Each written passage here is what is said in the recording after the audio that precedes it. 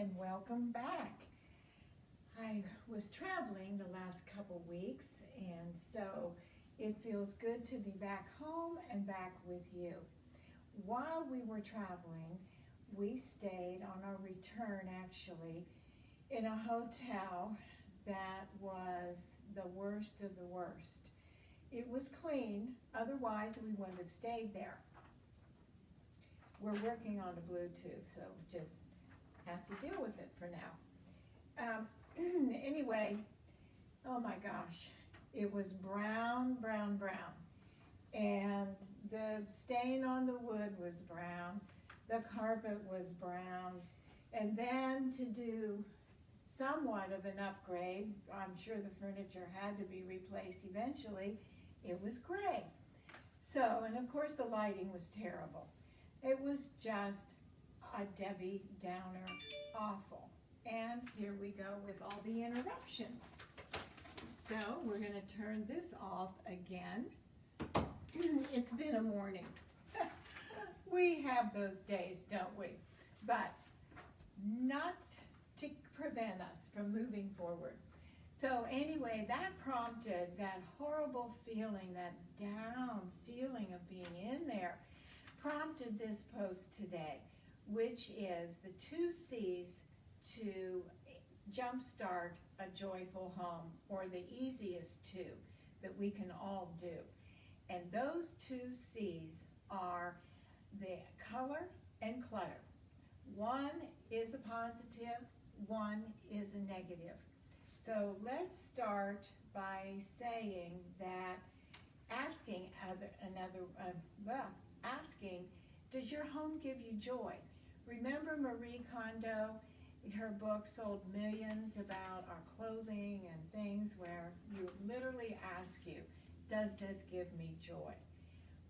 We definitely should be doing this in our homes, because if our homes don't give us joy, something's wrong. Now, some of you may be rolling your eyes and going, whatever, Mitzi. But no, this is a big deal, because part of our, 2 of our 3 pillars are a healthy attitude and a healthy life. If our homes are Debbie Downers, that affects our attitude. Attitudes are everything on how we feel, i.e. to our health. And clutter affects a stress. So we'll go into this, but anyway, these 2 definitely relate to a joyful home. So let me tell you another reason I'm going into something today with you all is my dear friend Andrea gave me this book, Prevail, by Susie Larson. And I use this as one of my devotionals in the morning. So when I was praying about you all for the group post today, it was like, yeah, this is definitely part of a joyful home. Peace. We can't have a joyful home without peace. We can't have a joyful life without peace. Stress. Not peace. Yucky, dark, depressing colors, or just nothing to elevate us is not peace. So in this devotional, she says, quoting from page 220, if you have the book, Prevail, she said, God proclaims good news and peace to us. I don't know that we really understand what the word peace means. I have a lot of definitions and research on peace, and it is profoundly long and revealing what is really meant by peace, having a peaceful life, which is really important, especially in this today's climate of so many different things.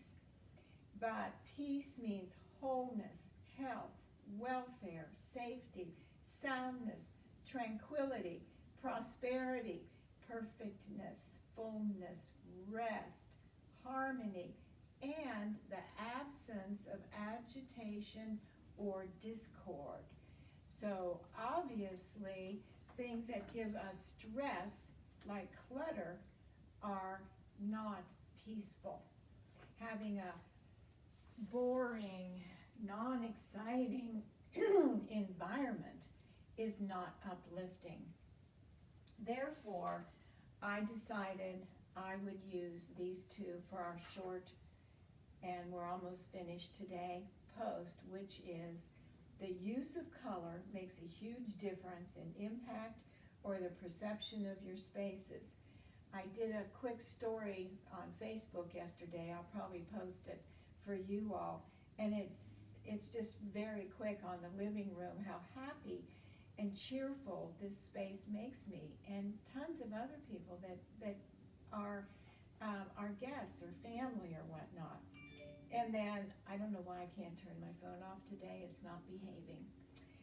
Controlling and eliminating clutter is huge for peaceful spaces. And this is my biggest challenge, is clutter. In a downsized space, not having the room we used to have could be my excuse. But really, it's just an excuse. I'm not using my storage correctly. I'm not staying on top of the piles of paper. It's not that I sit around eating bonbons. It's just, it gets the best of me. So this is my constant challenge, is clutter.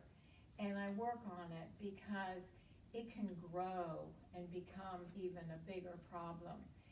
So it's stressful for me. Kitchen counters that you can't even work. There's just too much stuff in the kitchen. Or I have never had this on my group today, ever. My phone has been turned off. Everything's turned off. So, just part of the day, guys. We'll just hang with it. So these two things are affordable. Paint's one of the cheapest things we can do. You can go anywhere and get pillows, and they just make such a happy difference.